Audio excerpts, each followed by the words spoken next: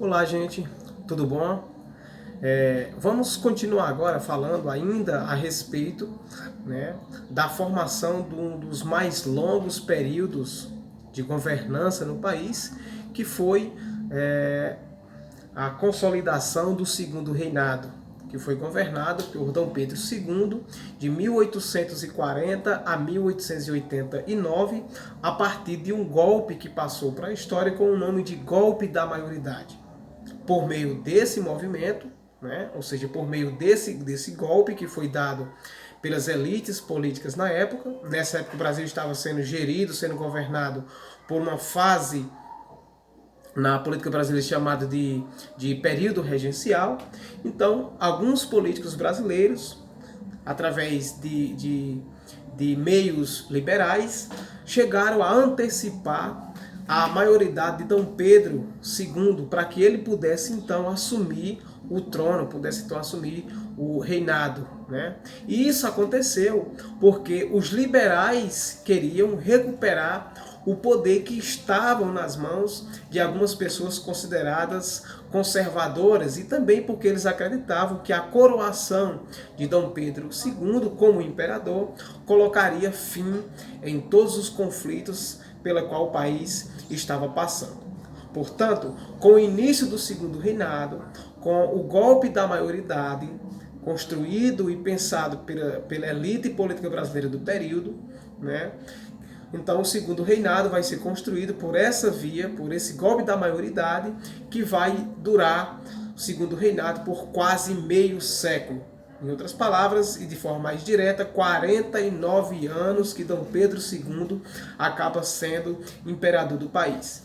Então o Segundo Reinado ele acaba sendo dividido de forma simples em três grandes momentos. É o período da consolidação, ou seja, aquele momento em que Dom Pedro I vai fazer algo para que ele possa permanecer no poder, né? Vai ser o chamado período da consolidação, que vai se dar entre os anos de 1840 a 1850. Ou seja, durante uma década, Dom Pedro II vai tentar se consolidar, vai tentar se firmar enquanto imperador do país, né? E vai estabelecer, portanto, a sua maneira, a seu modo, né? Colocando políticos e províncias rebeldes sob o seu controle. É dessa forma que Dom Pedro II vai se consolidar e vai permanecer no governo do país como imperador durante 49 anos. Nós temos a segunda fase, chamada da fase auge, que é aquela que se estende entre 1850 a 1865. É nessa fase que o poder do imperador, o poder de Dom Pedro II, vai se tornar amplo, vai se ampliar, e a sua posição estava cada vez mais consolidada. Estava muito difícil, portanto, nessa segunda fase, de que Dom Pedro II pudesse vir a deixar de ser imperador do país. E nós temos uma fase chamada de fase da queda, ou fase do declínio, que vai de 1865 ao final, a 1889. É nesse período que vai surgir as contestações, que vai surgir as críticas, né, contra a posição de Dom Pedro II e também contra a política econômica adotada pelo país, que não ia lá muito bem das pernas. Portanto, nessa nossa conversa, nós vamos tratar de forma mais específica, direcionar o nosso olhar agora para a questão política. Como é que Dom Pedro II vai se comportar diante dos dois partidos políticos que imperavam nesse período, né? São partidos políticos que nascem ainda, que surgem ainda na fase das regências.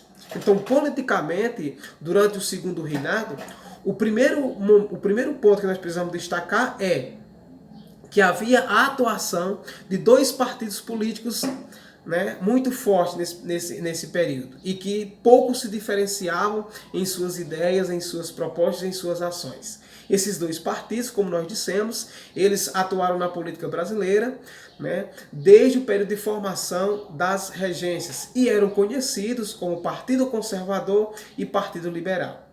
A disputa pelo poder entre esses dois partidos, conservadores e liberais, era muito intensa e tinha alguns impactos de forma negativa na política brasileira, porque gerava instabilidade no país. né?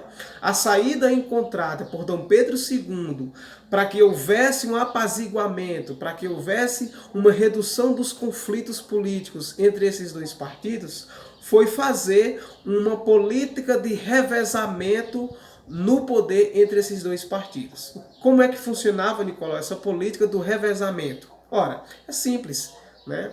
Ora ficava na chefia do gabinete do imperador o Partido Conservador, ora ficava na chefia do gabinete do governador os partidários liberais. Esses dois partidos, eles tinham pouca ou quase nenhuma diferença entre eles. Diferença na sua posição ideológica, diferença na sua posição enquanto classe social, né? Então havia muita pouca diferença entre conservadores, né, que eram partidários de uma grande centralização do poder, ou seja, os conservadores tinham a ideia de que era importante centralizar o poder, concentrar o poder nas mãos do imperador, enquanto que os liberais defendiam uma maior autonomia, tanto local como maior autonomia também das províncias. Essa era uma pouca diferença que era possível notar entre esses dois partidos. O Partido Conservador era defensor de um controle maior do poder nas mãos do imperador e o Partido Liberal era defensor, portanto, de que os locais, de que as províncias tivessem um pouco mais de liberdade, tivessem um pouco mais de autonomia.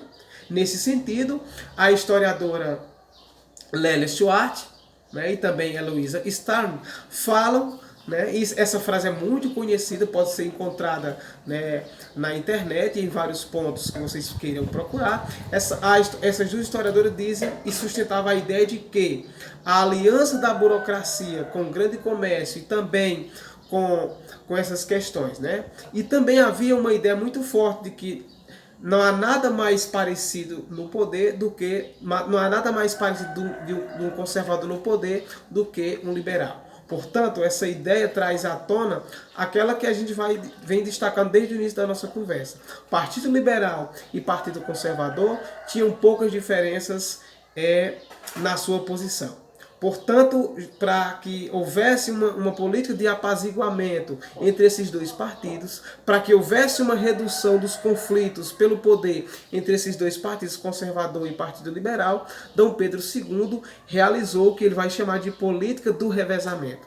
Em um certo momento, os conservadores participam do ministério e em outro momento o Partido Liberal vai participar também dessa questão. Perfeito? É isso aí. E nas nossas próximas conversas nós vamos destacar como é que o Segundo Império, como é que o Segundo Reinado vai se comportar de forma econômica e como é que as leis para acabar com a abolição no Brasil elas vão surgir. Né? Então a distribuição do poder durante o Segundo Reinado acontecia de forma que o imperador tivesse amplos poderes na política, né? Para evitar que Dom Pedro II perdesse o poder, ele tinha que fazer essa política do revezamento, né? Para que ele não pudesse perder o poder que tinha dos conservadores, para que ele não pudesse também perder o apoio dos liberais. Então essa distribuição do poder de Dom Pedro II entre esses dois partidos era para que ele, Dom Pedro II, não perdesse o poder. Portanto, o imperador representava pessoalmente o poder moderador e estava à frente do executivo. Esse poder moderador é que dava a ele, Dom Pedro II, todo o controle do país, né? Por fim, da política nesse segundo reinado, um último e importante destaque que a gente precisa colocar aqui é que ficou conhecido como parlamentarismo às avessas. Então, parlamentarismo às avessas é uma outra característica política durante o Segundo Reinado. O Brasil funcionava como uma monarquia parlamentarista, no qual o imperador interferia na política sempre que fosse necessário para garantir, claro, os seus interesses, né? E assim, se fosse eleito um primeiro-ministro que não lhe agradasse, ele o destituía. Ou seja, esse parlamentarismo às avessas era justamente porque era um parlamentarismo ao contrário, né? Porque num governo parlamentarista, quem tem o maior poder são os parlamentares, é o parlamento. Aqui, no caso de um parlamentarismo às avessas, quem continuava tendo o poder era o imperador, era Dom Pedro II. Perfeito? Abraço virtual a todos e a todas.